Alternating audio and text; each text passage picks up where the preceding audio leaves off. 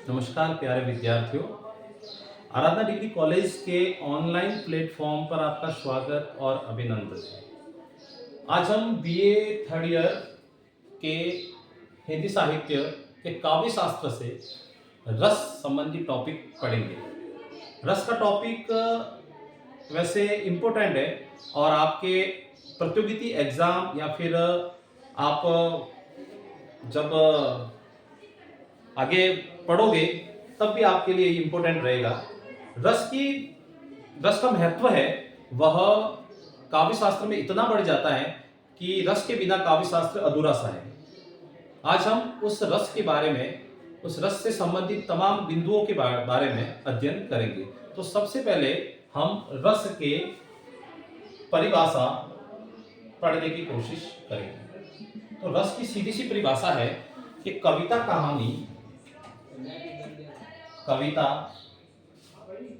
कहानी, उपन्यास, एकांकी, वे तमाम गद्य एवं पद्य की रचनाएं आ जाती है जिसको पढ़ने से या फिर सुनने से शरीर में जो आनंद मिलता है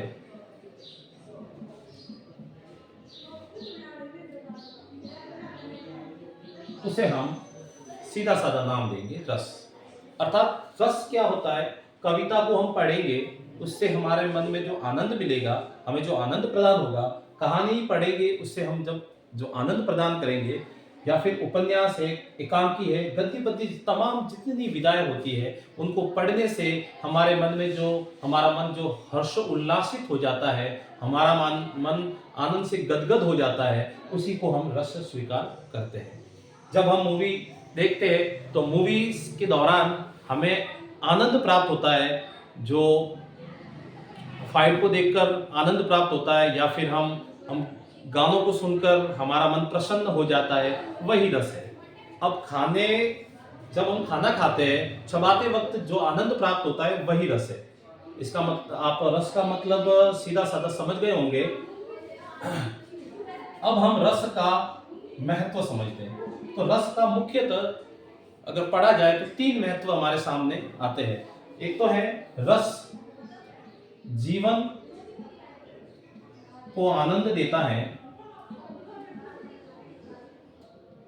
रस है वह हमारे सूने जीवन में, मैं सूना जीवन ही कहूंगा, तो हमारे सूने जीवन में जो, या फिर हमारे सूने जीवन को जो आनंद से भर दे, और भरने वाला जो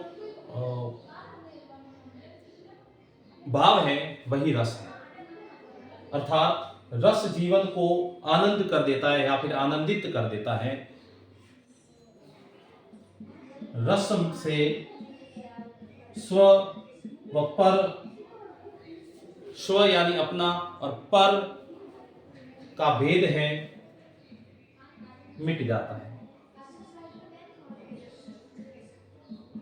रस से स्व और पर वाला जो भेद है वह मिट जाता है, और हमें वह तीसरा महत्व अगर बोले तो रस से स्थायी भावों की उत्पत्ति होती है। रस से स्थायी भावों की उत्पत्ति या जागृति होती है।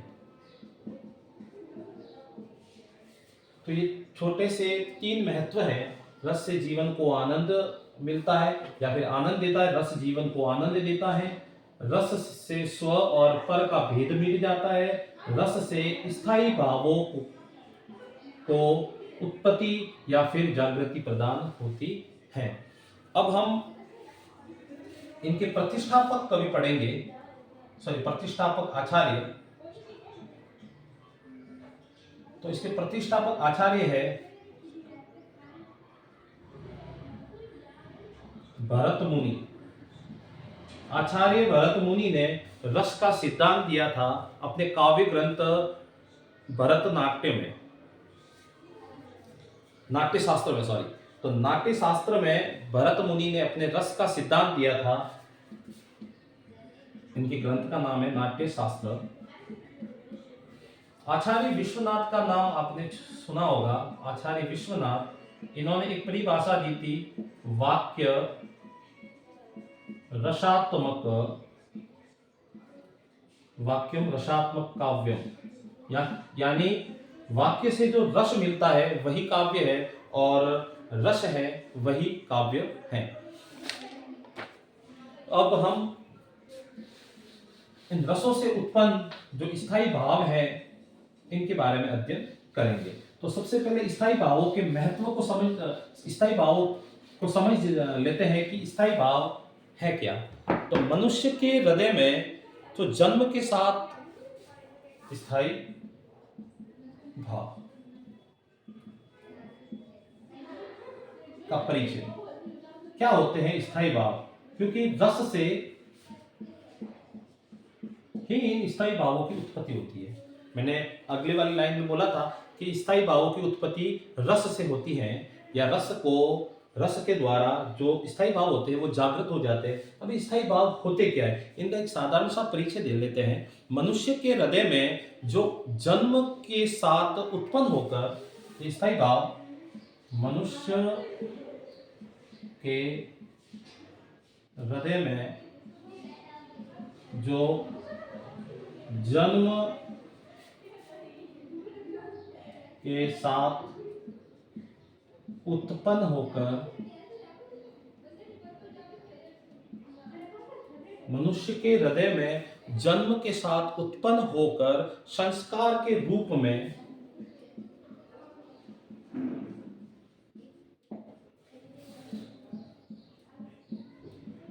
विद्यमान, संस्कार के रूप में विद्यमान भावों को स्थायी भाव कहते हैं।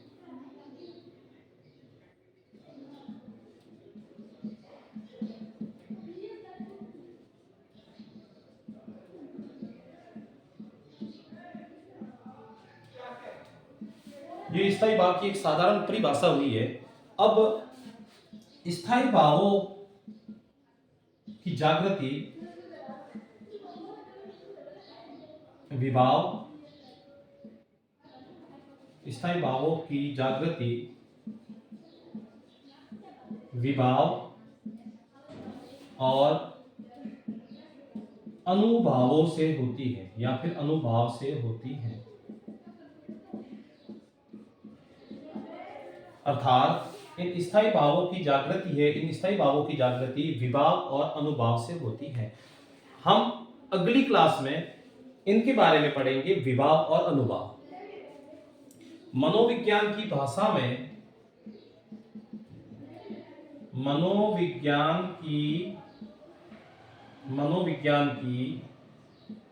भाषा में इन स्थायी भावों को हम मनोविकार कहेंगे।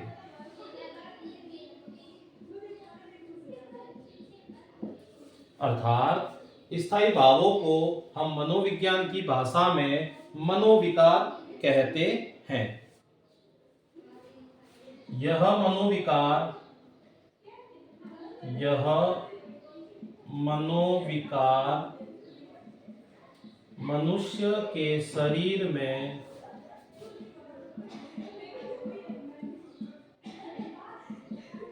वासना, यह जो मनोविकार है मनुष्य के शरीर में वासना के रूप में सुषुप्त रहते हैं। वासना के रूप में सुषुप्त, और यहाँ पे सुषुप्त का मतलब होता है शांत। सुषुप्त रहते हैं तथा उत्प्रेरकों की सहायता से जागृत हो जाते हैं।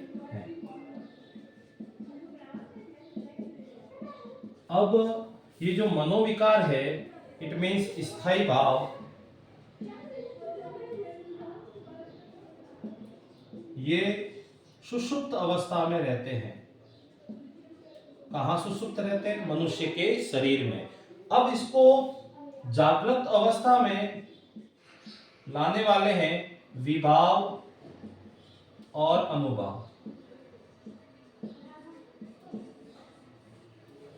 और मैंने आपको बता ही दिया है, विभाव और अनुभाव को हम अगली क्लास में अध्ययन करेंगे। इनकी जो संख्या है, स्थायी भाव,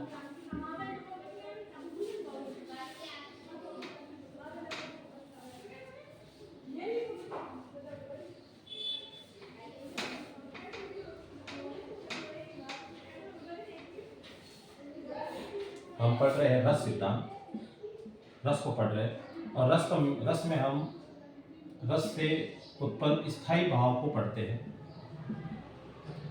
और स्थायी भाव उत्पन्न होने के पीछे दो कारण होते हैं, एक तो विभाव होता है और एक होता है अनुभाव।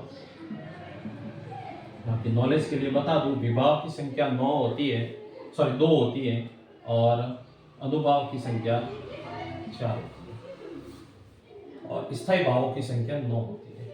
अब जो विभाव और अनुभाव के प्रयासों से स्थायी भाव जागृत होते हैं। अब स्थायी भाव होते कितने हैं? 9। इसको याद रखने का एक छोटा सा ट्रिक है। इस ट्रिक को याद रखना, हा उ वी र क्रो जू नी ब। हा का मतलब है हास, हास स्थायी भाव।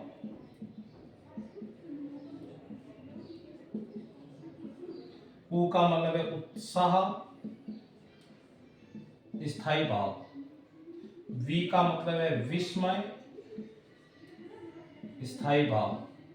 र का मतलब है रति, स्थायी भाव। क्रो का मतलब है क्रोध, स्थायी भाव।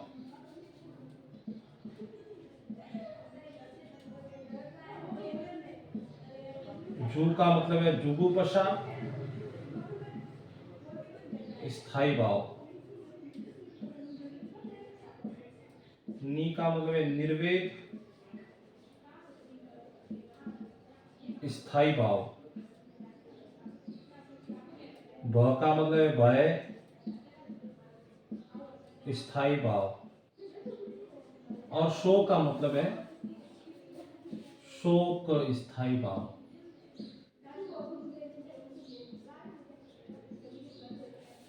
इस तरह ये 9 स्थायी भाव शरीर में सुषुप्त अवस्था में पड़े रहते हैं और शरीर के उत्पन्न से अर्थात शरीर की उत्पत्ति होती है उस समय ये शरीर के अंदर विद्यमान हो जाते हैं और स्थायी रूप में हम उनका निवास हो जाता है शरीर में। और जब तक इन सुषुप्त अवस्थाओं में पड़े हुए स्थायी भावों को विभाव और अनुभाव जागृत नहीं कर लेते, तब तक ये सुषुप्त अवस्था में शरीर में ऐसे ही विद्यमान रहते हैं।